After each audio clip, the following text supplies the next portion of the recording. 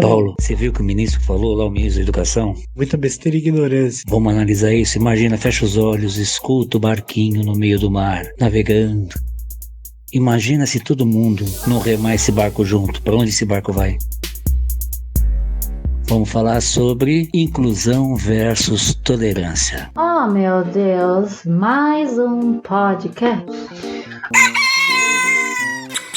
O Pio da Jeripoca. Atenção! Opiniologista Carlos Biagioli. Corintiano roxo, historiador de informação, palhaço, ator, escritor, videomaker, pai e avô em potencial.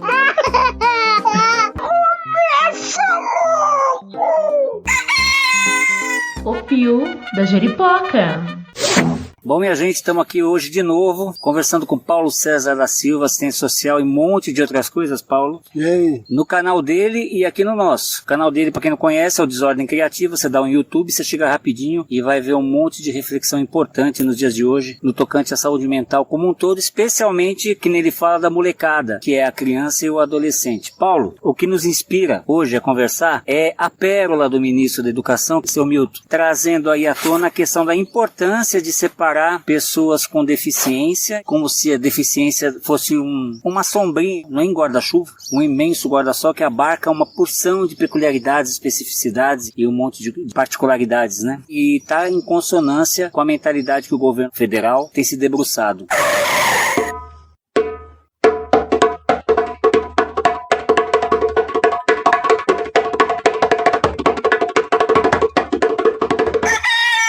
Atenção! O Pio da Jeripoca é um podcast idealizado, produzido, roteirizado, editado, sonorizado e finalizado por Carlos Biagioli. Bacana! Agora explica. Como todos sabem, é um projeto absolutamente independente que conta com o apoio de quem o segue no YouTube, no Spotify e nos principais agregadores de podcasts. Amei! Gente, A gente é super grato a todos e todas que compartilham nossos episódios para que essas histórias e prosas tão interessantes batam asas mundo adentro. Se você acompanha o nosso panorama cultural, além das nossas séries Mundo Adentro, Só Sei Que Foi Assim, Outras Histórias e Crença versus Realidade, você pode se tornar um dos nossos Jeripokers. ou seja, embarcar junto com a gente na construção desse acervo, que exige da gente tempo integral de dedicação no processo de construção de cada episódio. São horas e horas e horas pensando no assunto, editando e produzindo geral. Quer saber direitinho como se tornar uma parceira, um parceiro nessa jornada? Atenção! É fácil, acesse agora mesmo apoia.se/pio e vem com a gente. Obrigado! O Pio da Jeripoca. Paulo, eu queria começar trazendo à tona a questão uma provocação aqui para a gente pensar. Hoje em dia fala-se muito de tolerância, né? A gente percebe isso no nosso oráculo dos nossos tempos, que é a Netflix, né? A gente vai percebendo como que o termômetro está se dando em termos das produções que vão sendo apresentadas pra gente. Atualmente eu estou assistindo um documentário novo sobre o 11 de setembro, tem outras 1000 alternativas boas que tratam da questão da tolerância ou da intolerância racial, religiosa. Mas eu queria fazer uma pergunta para você. Como que você entende essa história da tolerância ou da intolerância? Já que a gente vai se encaminhar hoje no nosso encontro para um olhar sobre a inclusão, que é o que bate de frente com a ideia do seu Milton, lá do pastor Milton. Eu sempre penso que tolerância ela passa por um ato de poder, de autoridade sobre o outro. Eu permito que o outro esteja, apesar de não gostar dele, apesar de não concordar, eu o tolero, eu deixo ele existir. Porque quando a gente fala da diferença, a gente não está falando de fato de tolerância, a gente está falando da diversidade, do respeito. Da diferença. Basicamente da diferença. E aí a tolerância, ela sugere que assim, eu não vou me mobilizar em direção a nada daquilo que é diferente do outro. Eu só vou permitir que ele coexista comigo naquele espaço, daquela forma. Atenção! Você usa uma palavra muito legal. Permitir. Eu vou permitir que o outro seja diferente de mim. Ai. Eu tô ficando louco ou tem aí um absurdo? Eu acho que tem uma contradição absurda, né? Que quando a gente fala de estar no mundo e se a gente idealiza, né, que todos são sujeitos nesse processo, não dá pra gente escalonar quem pode decidir ou não pelo outro, né? Ou muitas vezes o direito do outro. Quando pega essa questão da educação, a gente não está falando do processo de ensinagem, né? Até porque já vem de muito tempo esse processo de ensinagem em que as pessoas são avaliadas pelo conteúdo de forma muito pragmática, sem considerar a subjetividade, sem considerar aquilo que de fato fez sentido na vida do cara à medida que ele foi tendo acesso no conhecimento. Então, nessa lógica, a lógica da ensinagem, a gente tem um ministro que vem dizer que as pessoas com deficiência atrapalham o desenvolvimento dos outros, quando a grande questão é: por que até hoje a gente não conseguiu estruturar ou pensar em alternativas de processo de educação? Na verdade, a gente já pensou, né? Se a gente pegar Paulo Freire, tá muito claro ali de como fazer. Atenção! O odiado.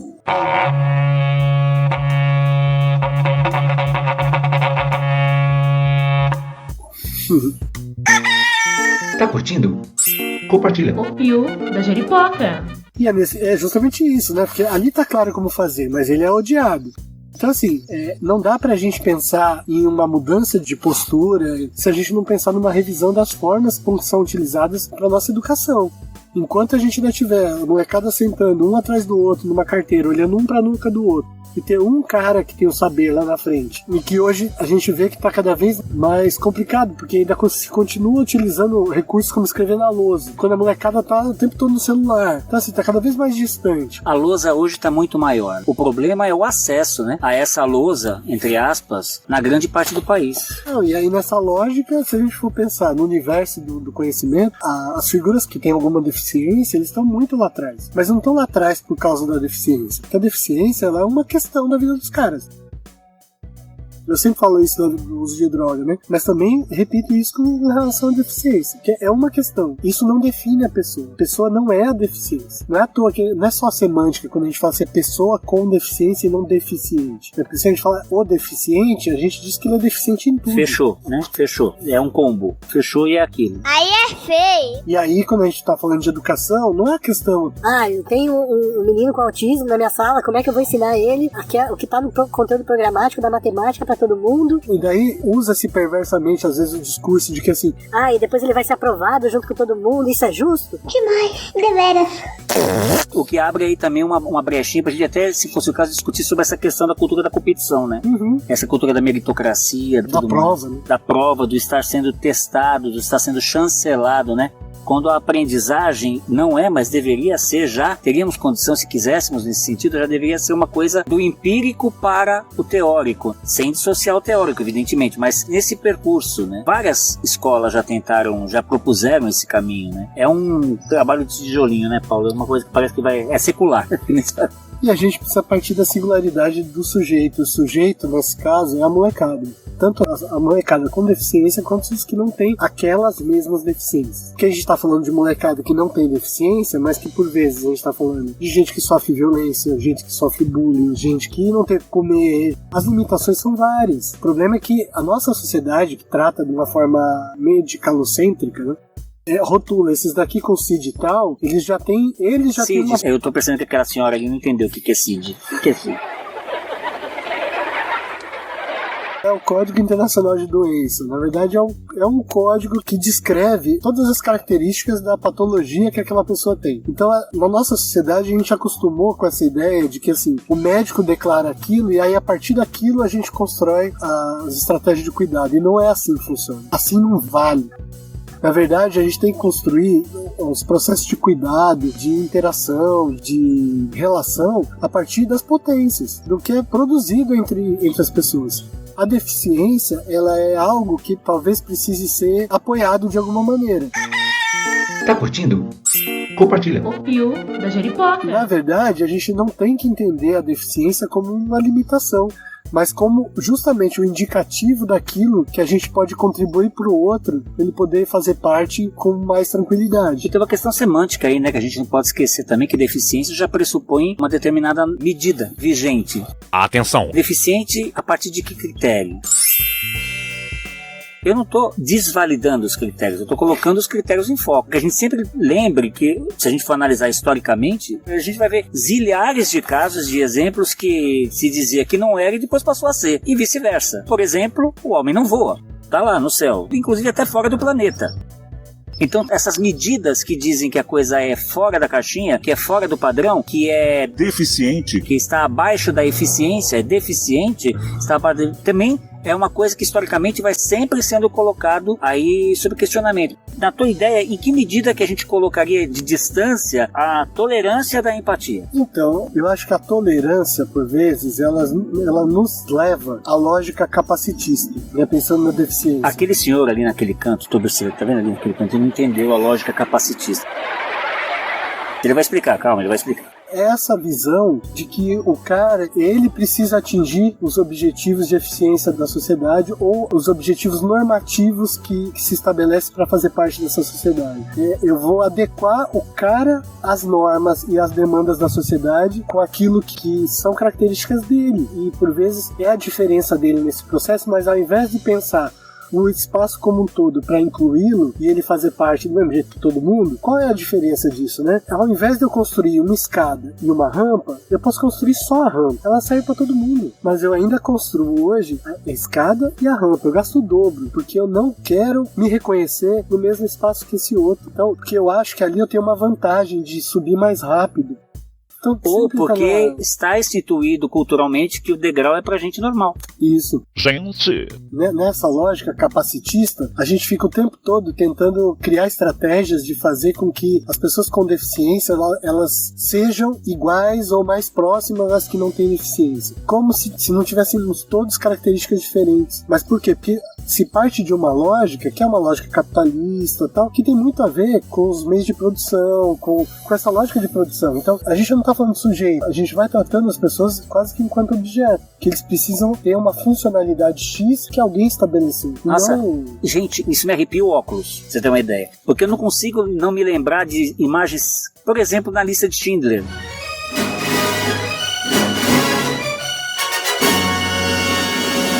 Do Steven Spielberg, que narra os horrores do Holocausto, né? Olha em que ponto que nós podemos chegar.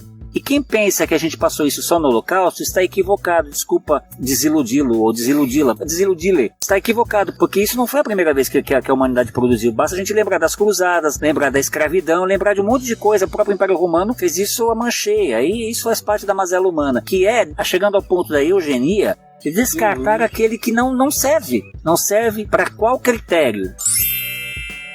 Então eu te pergunto de novo, Paulo, pode-se considerar essa frase do ministro um exemplo de intolerância com as pessoas com deficiência?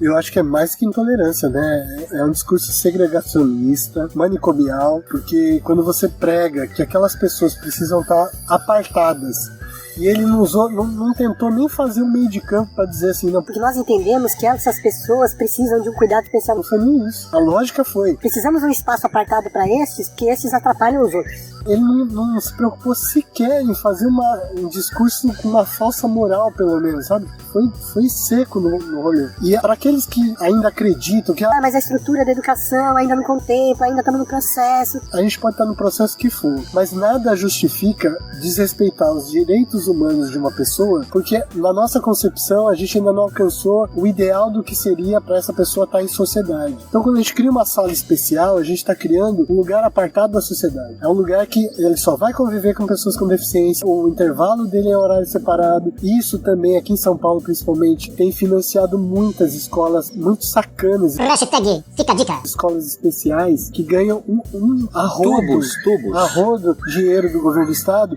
e por vezes não sustenta sequer o cuidado dessas figurinhas lá dentro. Porque quando a gente está falando dessa molecada com deficiência, a gente está falando de potências, e muitas potências. Porque pensando na questão do afeto, da empatia, você ter uma criança com deficiência, seja ela qual for, no espaço de convivência com as outras crianças, ela se beneficia de estabelecer essa relação de encontro que são encontros de diferenças. Então o outro vai me trazer algo que talvez eu não tenha experimentado, e eu vou poder também ofertar da minha diferença algo que para ele também é uma novidade, algo que não estava ali antes. E além da experiência para quem não tem deficiência, que é a relação de cuidado. Qual é a questão de uma criança poder assumir um lugar de amigo que vai auxiliar no cuidado dessa outra criança. Qual o problema de eu, no intervalo, por exemplo, eu poder dar enquanto eu como meu lanche, eu também poder eventualmente ajudar o meu amiguinho com paralisia cerebral e dar o lanche na boca dele? O que me impede? O que me coloca numa condição de, sei lá, subalternidade? Porque muitas das vezes é isso que coloca como se a gente tivesse, sei lá, fazendo algo sem estar recebendo, será? Ou fazendo uma caridade? Não, a gente tá na relação, né? Do mesmo jeito que quando eu tô triste e alguém vem me dar um abraço, eu vou ser muito grato por esse abraço, porque é algo que eu precisava, e eu sei que eu não vou ter que pagar por isso. A mesma relação é entre as crianças que vão construindo essa oportunidade de estar com o outro, de se relacionar com o outro, além de forma gratuita, mas de uma forma afetiva, pelo afeto. Porque assim, eu me sinto bem de fazer bem pro outro, e o outro se sente bem e está aqui comigo. E aí as convivências vão se criando. Atenção! Apoia.se. Obrigado! Então o aprendizado dessa relação não é só a ensinagem. A ensinagem é o de menos. Outro dia uma professora falou assim: ah, mas aquele menino, ele não tá aprendendo a escrever o nome. Dane-se o nome. Agora sim, qual que é a experiência dele nesse momento que todo mundo tá aprendendo o nome? Será que vai ser ele reconhecer a foto dele mesmo? Às vezes, pela deficiência dele, ele não se reconhece na foto. Mas, de repente, se no processo dele, enquanto todo mundo tá se reconhecendo no nome escrito, pode ser que aquela criança vai se reconhecer na foto dela. Ou aprenda a falar eu quero e eu não quero. Olha o que tá contido nisso aí. No eu quero e eu não quero, né? Mais importante do que saber o nome é saber o que quer e o que não quer. Porque o nome, né? Ele vira o quê? Ele é um crachá? Ele é um crachá, mas ele é uma convenção. Agora, identidade, a pessoa ter approach sobre o que quer, o que não quer, sobre o que pensa, o que não pensa, sobre o que sente, o que não sente, isso não se ensina, isso se estimula, né? Isso se propicia possibilidades de percepção. Como é que a gente de fato, aí sim, criar sensibilidade? Que é como é que a gente olha para esses processos individualmente, né, singularmente de cada um, para poder pensar como que a gente adapta os instrumentos para as necessidades das pessoas. Porque, volto a dizer, a gente fica em torno do menino com autismo, que ele não consegue, ele não vai e tal, não sei o quê, e aí eu foco nesse, e eu esqueço aquele menino que tá quietinho, amuado, todo embotado no fundo da sala, emburacado. E ninguém mexe com ele. Por quê? Porque ele não tem uma deficiência. Ou quando eu localizo naquele menino que está em liberdade assistida, que é medida socioeducativa, localizo nele tudo que acontece de errado na sala. Alguém soltou um pulo na sala, só pode ser ele vai para a diretoria. A gente pratica isso. Estigmatização.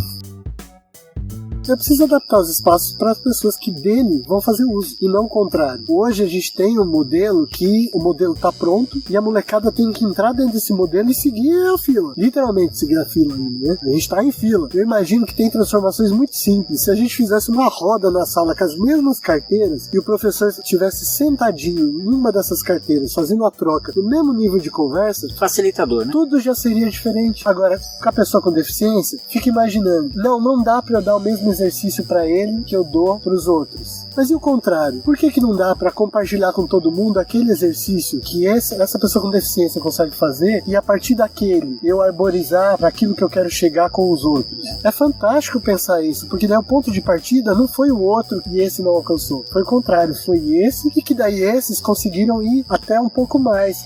Aí ótimo. Aí todo mundo partiu do mesmo lugar, todo mundo construiu da mesma maneira. Ah, e a agressividade? Como que a gente contém a agressividade em certos casos? Como se pessoas normais não fossem agressivas, mas assim, no caso dessas pessoas que o ministro colocou em foco, não é uma questão de repensar a escola, por exemplo? Ou então, colocar mais foco ainda na questão do trabalho em rede, no caso da rede pública? Você está na sala de aula. Que recurso você lança a mão se você precisa de qualquer coisa que seja além do que você tem ali na mão enquanto professor? Às vezes o professor não está dando conta. Às vezes ele não dá conta mesmo, mas às vezes o professor, o santo dele não bate com o santo do menino. Isso pode acontecer. Mas que recurso que eu tenho, por exemplo, para poder pensar a escola como um espaço abrangente? E aí, abrangente de todos os sentidos.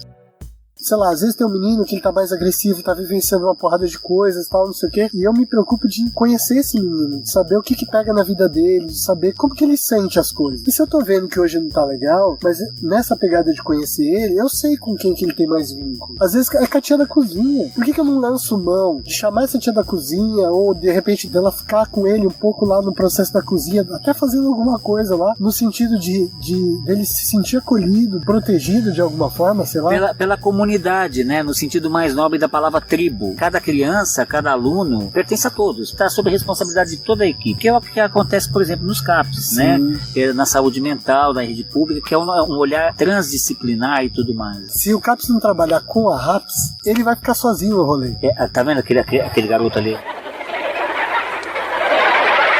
Ele perguntou o que é RAPS. RAPS é Rede de Atenção Psicossocial, que, ao meu ver, é tudo que pode contribuir e fazer parte da vida da molecada, que possa colaborar, que possa contribuir. Que às vezes a gente fala, a RAPS é o serviço de saúde, a RAPS é os serviços de educação, assistência. Não, a RAPS pode ser tudo. Por exemplo, por que não, em determinado momento, o profissional do CAPS ir, de alguma forma, interagir na escola? Por que não poder pensar e não só interagir no sentido assim, não, eu vou acompanhar este sujeito e andar numa sombra dele. Não, às vezes vai ser o momento de auxiliar esse cara a fazer parte de algum grupo, de entrar na rodinha lá no intervalo, de fazer o meio de campo, que não só por ele, mas pelos outros, que a dificuldade às vezes também é dos outros. Então, ou com os professores. Esse movimento ele é importante para a gente poder, de fato, ir desmistificando que aquele usuário, por ter essa deficiência ou por ter esse transtorno, ele é do CAPS, né? Que é o Centro de Atenção Psicossocial. Isso, que é o serviço da saúde de porta aberta. E porta aberta é para tudo. Porta aberta não pode ser para CID também. Voltando só para marcar aqui um ponto, que assim, a porta aberta não é a partir do CID, é a partir da necessidade. Então, nessa mesma lógica, a gente tem que pensar os espaços de pertencimento e de educação para todos. Porque, pensando em criança e adolescente, todo mundo tem que estar inserido nesse rolê. Não dá para você estipular quem pode e quem não pode. A quem eu permito e a quem eu não permito estar nesse ambiente escolar. Se no próprio Estatuto da Criança e Adolescente garante isso para todo mundo. Se a própria Convenção dos Direitos Humanos, dos Direitos da Pessoa com Deficiência, prevê que esse cara não vai ser estigmatizado e nem vai ser impedido de acessar nada daquilo que é de direito para todos. É isso aí, Paulo.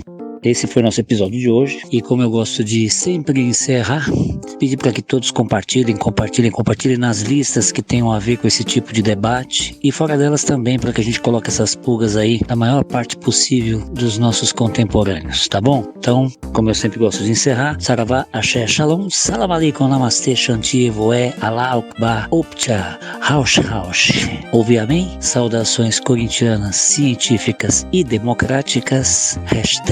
#fui. O Pio da Jeripoca.